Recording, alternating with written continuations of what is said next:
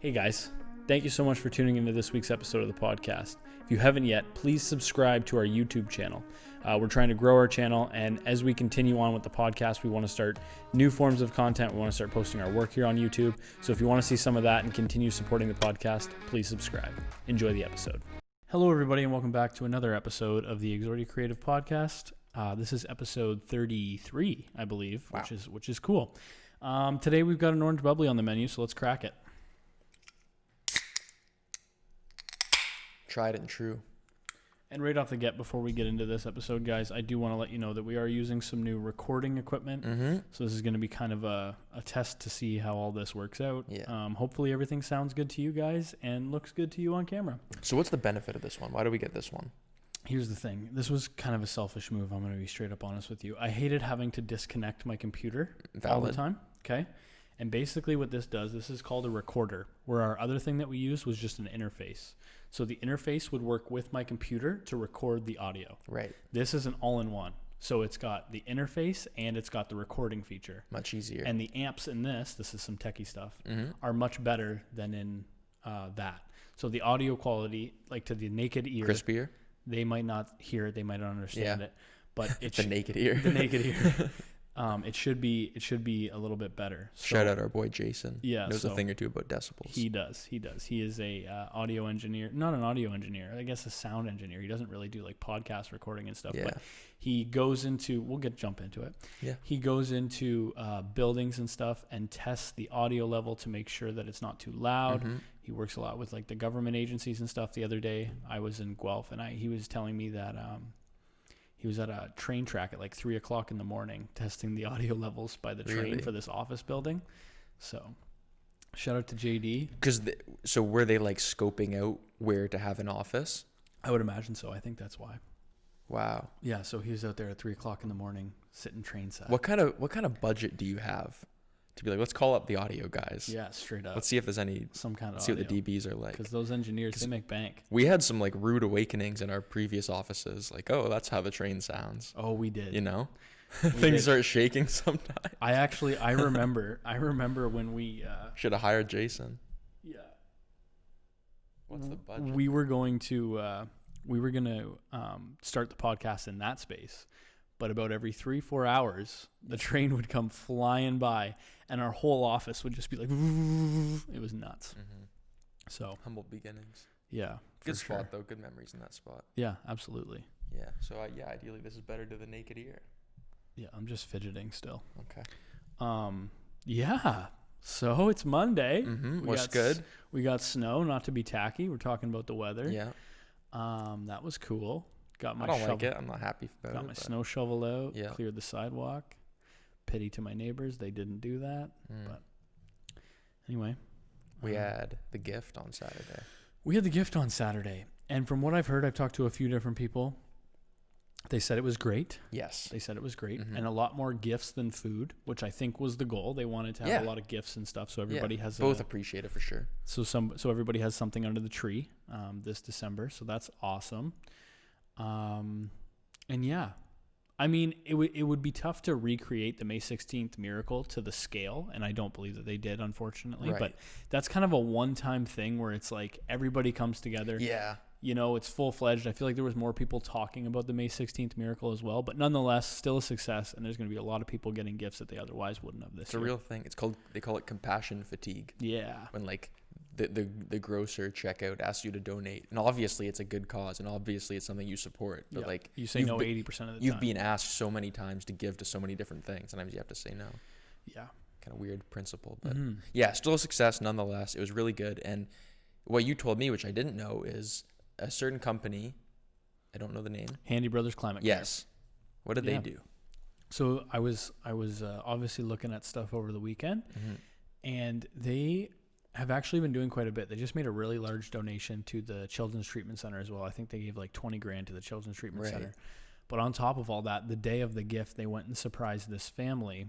The husband and the father was just diagnosed with Lou Gehrig's disease, ALS.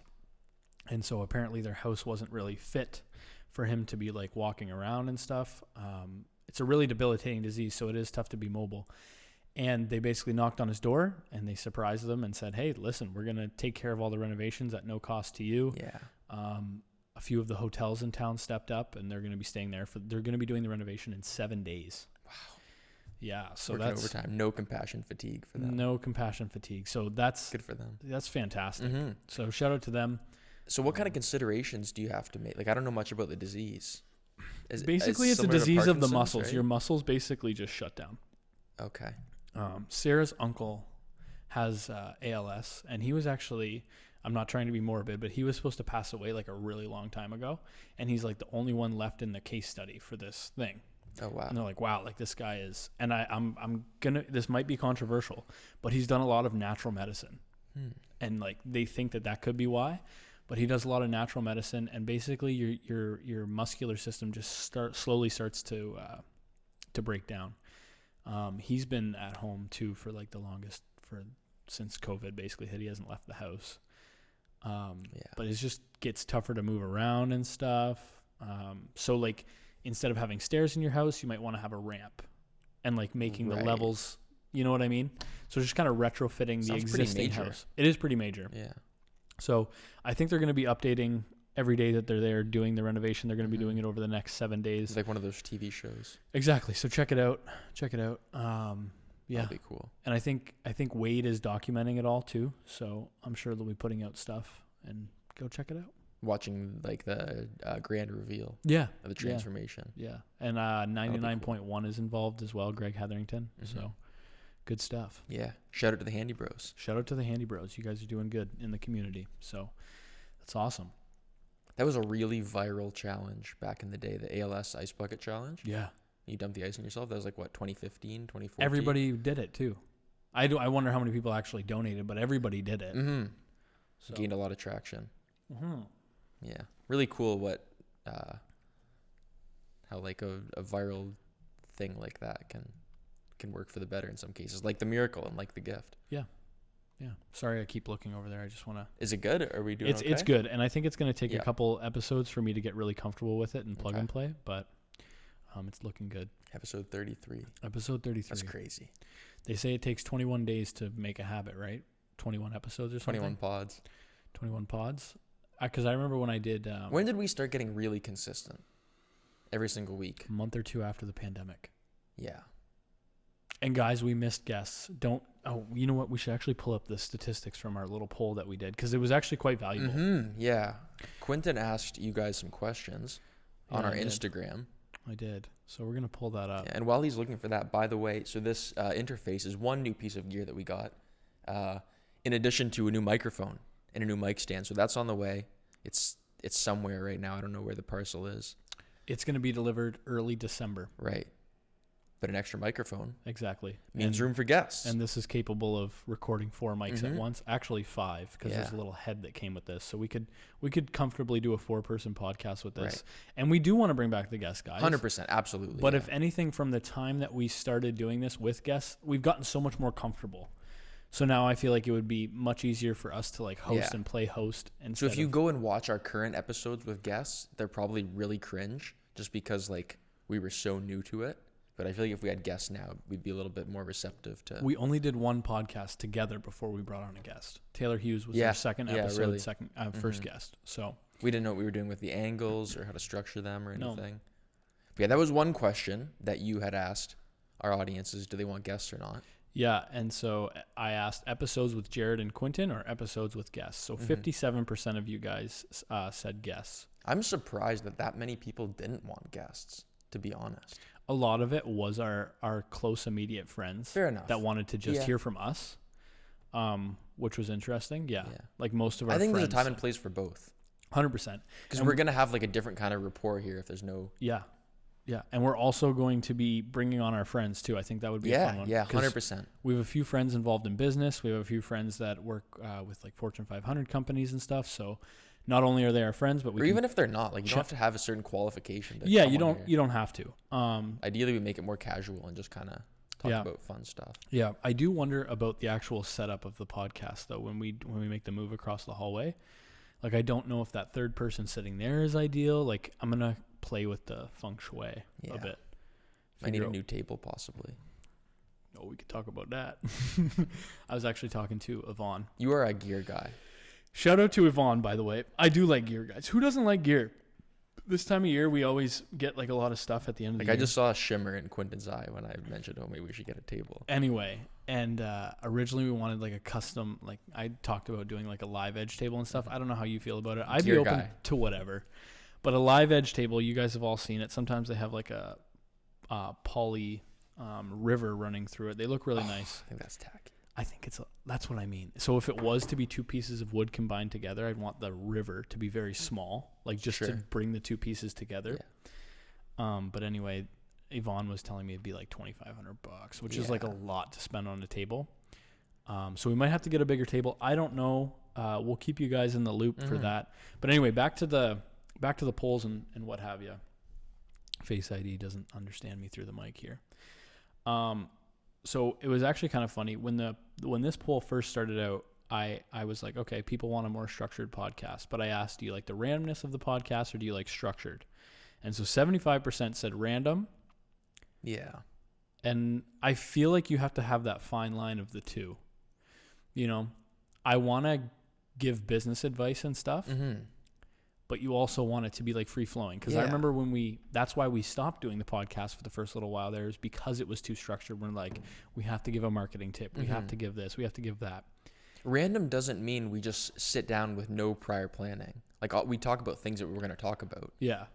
Yeah. So we'll see there. I personally really don't like the structured concept. No, like I find that a little too formal. Exactly. And not to compare ourselves or anything, but no big podcasts are super structured. Yeah. There's no really large podcasts where they sit down, they say, okay, this is the itinerary. This is what we're going to talk about today. You know, we just have general points and we riff off of that. I don't know. I think it's more like authentic. I was talking to a friend this morning about how, like, one thing that I don't love about social media is how it's very performative and it's all about like showing the highlights, a certain component of yourself. And I just think it's restrictive to force yourself to talk about things that you think you should be talking about. Like we had many conversations about this back in the day. Yeah. About just feeling confined to talk about what we're supposed to talk about. Yeah. Then at the end of the day, you're just kind of filtering yourself into you know, a certain lens. And so then that begs the question, should it be called the Exordia Creative Podcast? Maybe not. I don't know. Because like it's good from a branding perspective. Yeah, and with the name, like you would think that because it's a marketing company's podcast that all we talk about is marketing. Maybe we just intertwine some more marketing stuff into it. I don't know, but we appreciate all the feedback though, whether you want it structured or not. Yeah, and somebody actually suggested, I asked for you guys to leave a suggestion for the podcast, and we had 2 people ask for a Q&A.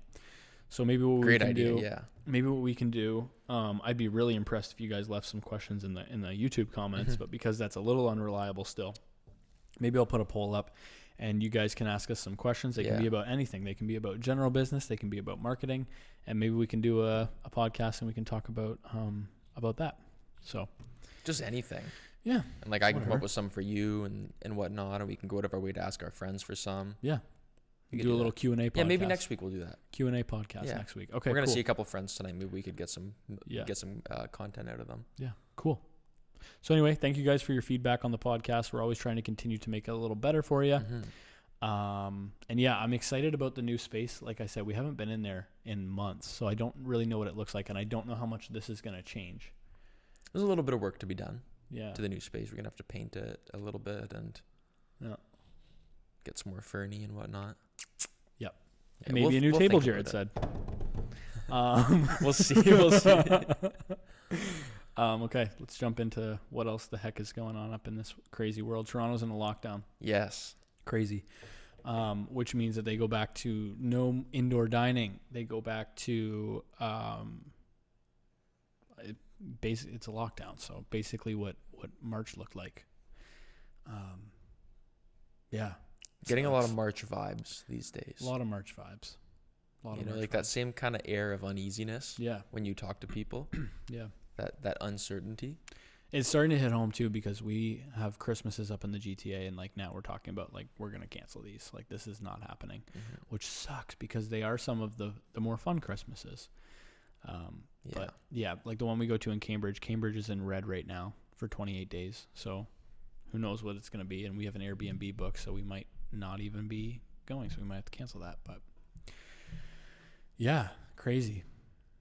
Yeah. So that's no gyms, no indoor dining. No. What else? What are the no capacity anything? limits? Like you can't do your hair anymore. I think barbershops are closed. Oh wow. Capacity, it's some crazy number. Like you can only have you can't have anybody from outside your household at your house. Right. So you're limited to that as well. And we have one friend that lives in Toronto. Shout out to Evan. He's all locked up, which sucks. Mm-hmm. And yeah, we're in yellow now. Yeah, I have sympathy for people in Toronto in the lockdown, just because you have to pay a premium for space there, and not everybody has the size of space that they like. Yeah. So it's even more confining, mm-hmm. I think, and I'd much rather be in a lockdown in a place like this. Yeah. Where you really have room to stretch out. Yeah. Than just to live in a condo or a small home or something like that. Yeah, and we're seeing a lot of that in real estate. A lot of people are coming to the smaller towns, and that's the thing, right? Cities, they're more cramped and stuff, and people like to leave them when things like this happen. But the cities aren't going anywhere. It's not like these people. I'm sure some of these people that once all this pandemic stuff is done, they'll move right back. Maybe. Yeah. I don't know. I mean, look at. I don't think we've seen a huge dip in real estate from major metro regions yet, just because there's a combination of all these economic and demand factors right now going on. But even in an event where big city real estate does take a hit, look what happened post Great Recession, 2009, and look at all the people who made fortunes buying foreclosed homes and foreclosed properties and riding out the storm. Mm-hmm. So there's going to be people who are willing to jump into that Manhattan real estate, into that Toronto real estate, no problem if the price is right. No, of course. So the market will correct itself, definitely. Yeah. Will a lot of people get displaced in the process, and will it be uncomfortable and unfortunate? Yeah, sure. Yeah. But yeah, even now, I don't think we're seeing that hit. Due to a few economic factors. But like you were saying, Chatham is just the perfect storm for a really demand-heavy real estate market. Yeah. Because we see, first of all, interest rates cannot possibly go any lower. Mm-hmm. Well, unless we talk negative rates. But interest rates are incredibly low. So that incentivizes people to buy homes. Yeah. We see this trend where people want to get out of the cities, and they want to go to a more rural place to kind of beat the crowd and feel a little bit safer, a little bit more isolated. Mm-hmm. So that also works in the Chatham real estate market's favor. Yeah. Our cost of living is underpriced under normal circumstances, let alone under these two. Yeah. And I think when we combine those three things, the influx of people coming here and the spike in demand in real estate has just been absolutely wild. Yeah. We keep our ear to the streets of the local real estate market here. We work with a few of the brokerages and whatnot. It's just interesting to keep an eye on. Yeah. I saw an old infographic that the municipality put out in 2014.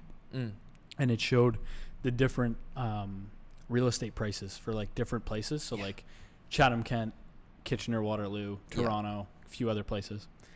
And in 2014, the average house price in Chatham, Kent was $149,000. Oh my gosh. It's now at $350,000. Crazy. Yeah. Right? Unbelievable, really. Unbelievable. So, yeah. Cool time to be alive. Mm-hmm. Cool time to be alive. Yeah. And you know what, though? I'm so glad. Neither of us are homeowners, though, so it might have been cool to be alive 5 years ago. And I know that a lot of people complain about the average house price and stuff. But this is what's happening right now is good. I think overall it's good. The rising house prices. It means that we're growing. It means that people are coming to the community. Chatham in particular. We need more of a population. People always complain about their taxes and stuff. We need a larger taxation base. Yeah. I do feel bad for those that can't afford it and stuff. Sure. And rightfully so. There is low income housing being built. There are some cheaper developers in price, not necessarily in quality. That are building houses and stuff for that lower income family, but I think that overall what's happening is a trend in the right direction. Yeah, but like we were saying about displacement, that is going to be an externality of a growing city. Look at what happened to a prime example would be what happened to Vancouver in the last 30 years. You know, people who owned their homes outright but couldn't even maintain the property tax due to the like skyrocketing home values. Yeah. And they had to leave a place where they grew up and their families were there.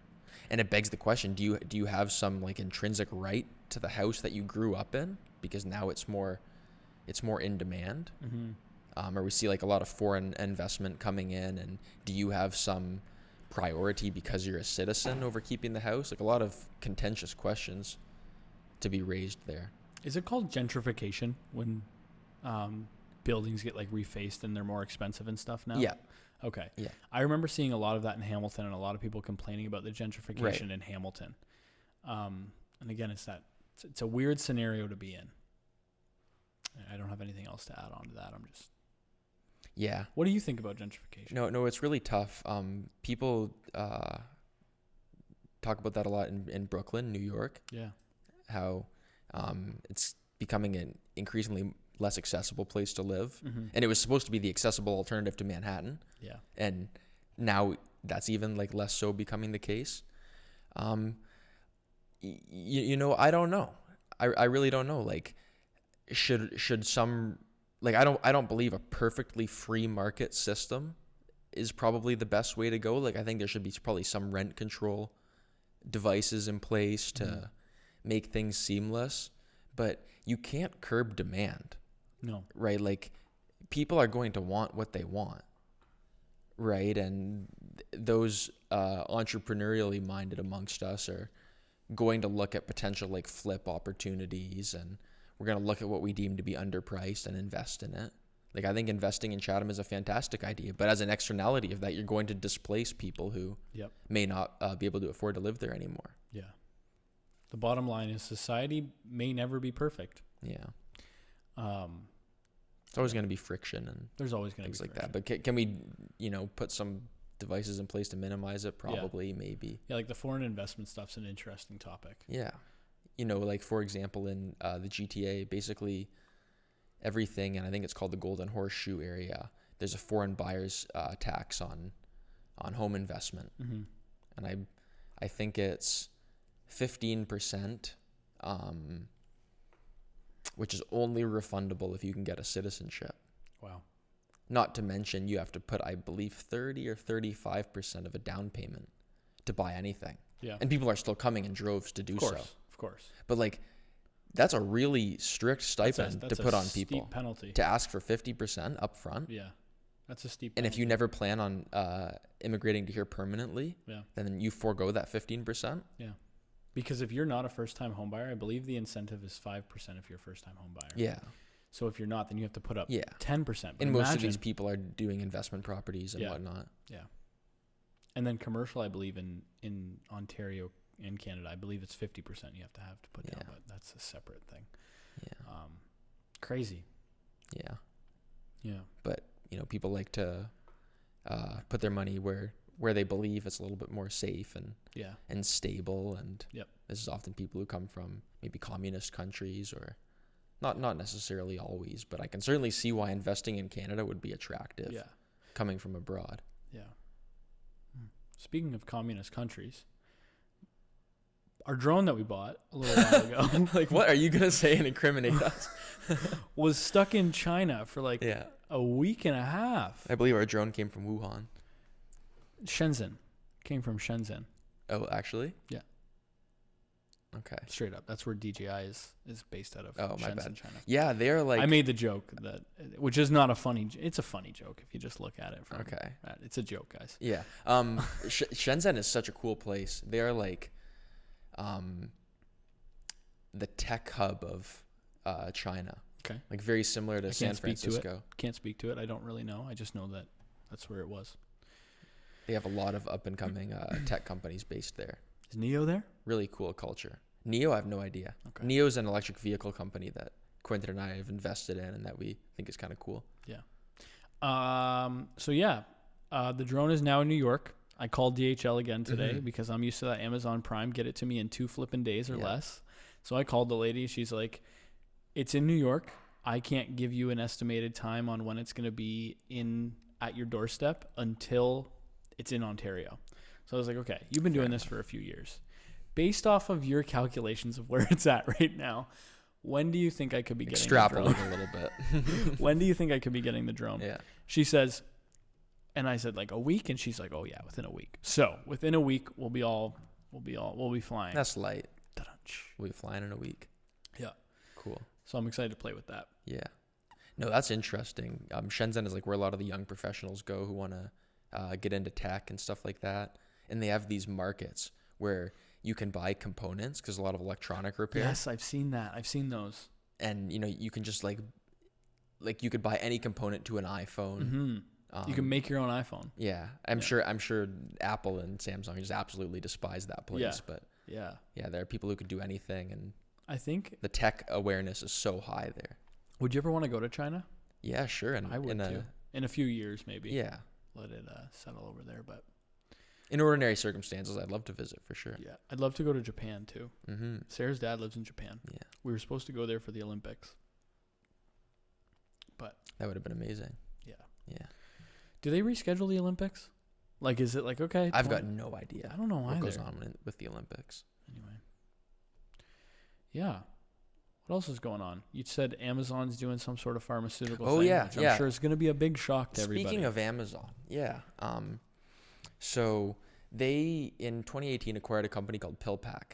And now they've just this week rolled out their pharmacy service in, I think, like 40, 45 states. Mm-hmm. It's only in the U.S. right now. But did anybody not see this coming from Amazon? No. Jeff Bezos the Great, as he's sometimes called.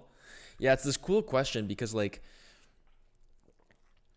when you're a company like Amazon with a market cap in excess of $1 trillion, insane, you can't waste your time getting into small markets.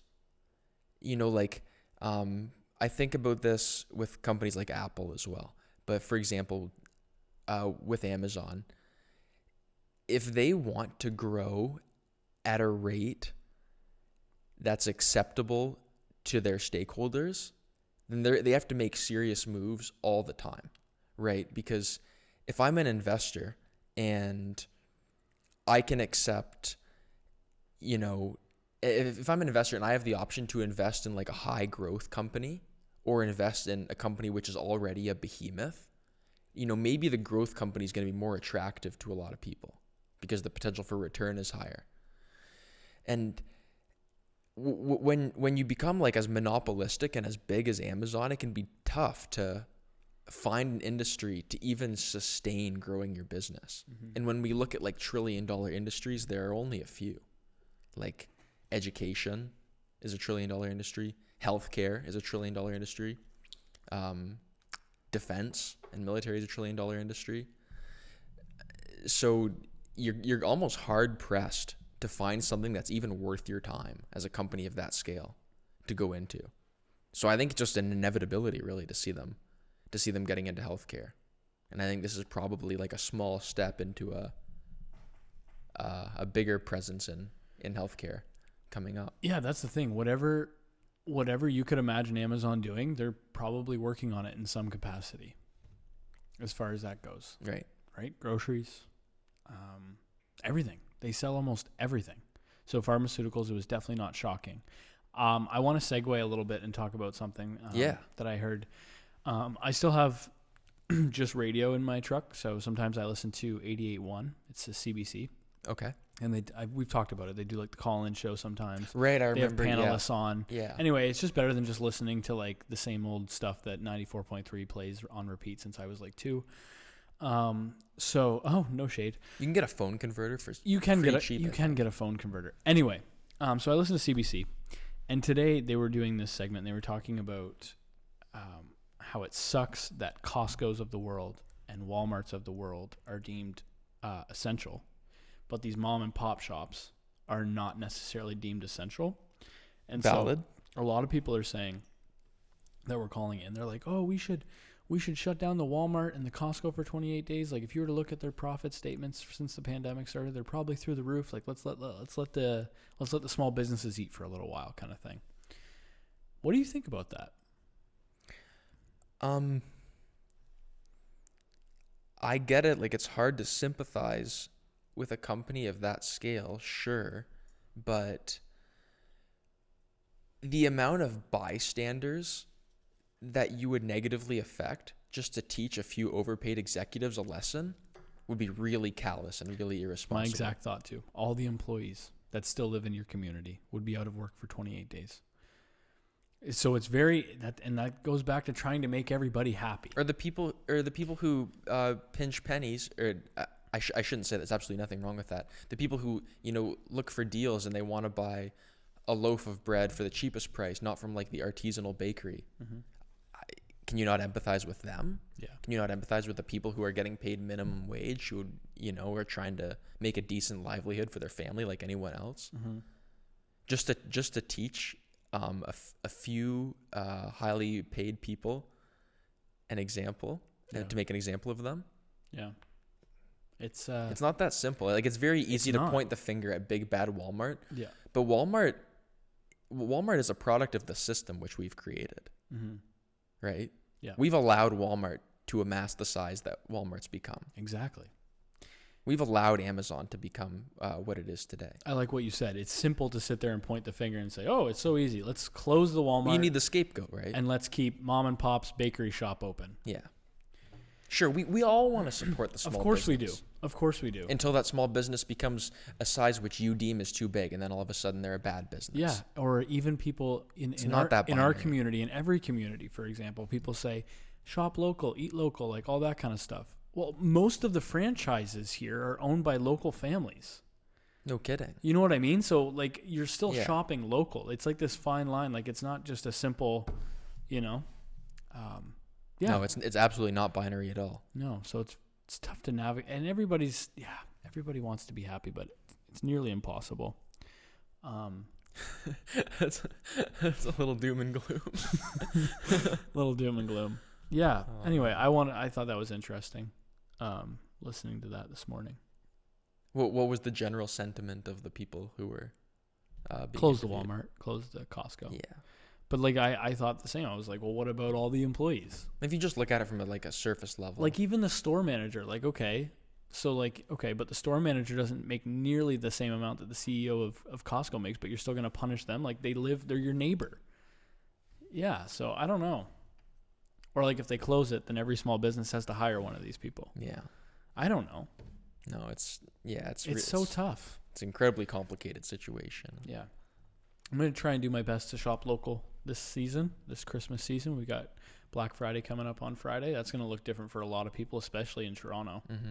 That's going to be crazy. E-commerce is going to be through the roof. I wish I bought Shopify a while ago. I'm very excited for the e-commerce. Yeah. Like, we're going to see some insane numbers, I bet. Mm-hmm. Definitely. And we have in the last several months.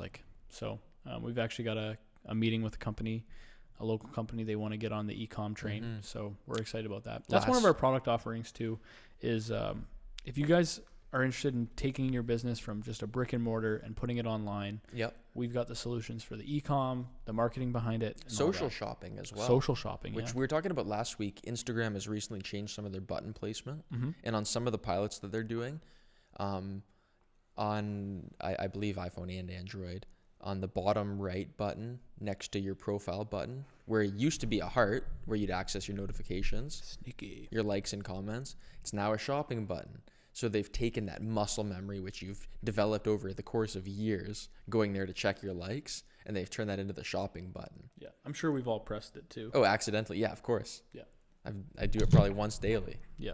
Until I can get over that. But yeah, Instagram is really pushing their social shopping. Same with Facebook. So if that's something you think would be a good fit for your business, let us know. Yeah, absolutely. And did we talk about the grants and stuff yet? No, but by the way, this microphone that is coming and this little audio interface were paid for by a small business grant, a digital improvement grant. Yeah. So guys, whenever, just try to stay in the loop, not get your hands on, but get in touch with one of the small business people at the Small Business Center, no matter which city, country, whatever you live in. I'm sure you have something equivalent to it. Get in touch with them. Tell them to keep you updated on grants and stuff, because you never know when money can be coming down the pipeline. Yeah. And speaking of supporting small business, your local economic development center is literally dedicated to supporting small business. Literally. So stay in the loop with them. And there's always grants and different opportunities and stuff. Like right now, if this program that we use is going on, you can get $2,500 for any kind of digital improvement. And like, that's good money. And that's something that, that can be what it takes to get your website off the ground. Yep. That can be what it takes to, if you don't even have a computer, if you need some equipment or something like that. Buying a camera to start taking your own product shots. Anything. Yeah, there's a ton of stuff. Like you get almost 3 Gs. So by all means, see if you have an outlet like that. Yeah. That you can hit up, because the money is literally there for the taking. Yep. And on that note, guys, I think we're going to wrap it up here. Let's do it. Shop local this season. And thanks for tuning in, guys. We really appreciate it. We appreciate the feedback, and also don't forget to leave a review. Mm-hmm. Are we going to do Q&A next week? Subscribe to us. Yes, next week is going to be a Q&A episode. Drop a comment, send us a message. Yes. Let us know. We'll come up with some either questions about anything. Yeah. Personal, business, marketing. Whatever you want to know. Leave it in the comments. We'll also do an Instagram poll. What's Quentin's favorite food? Dun, da, da, da. Thanks for listening, guys.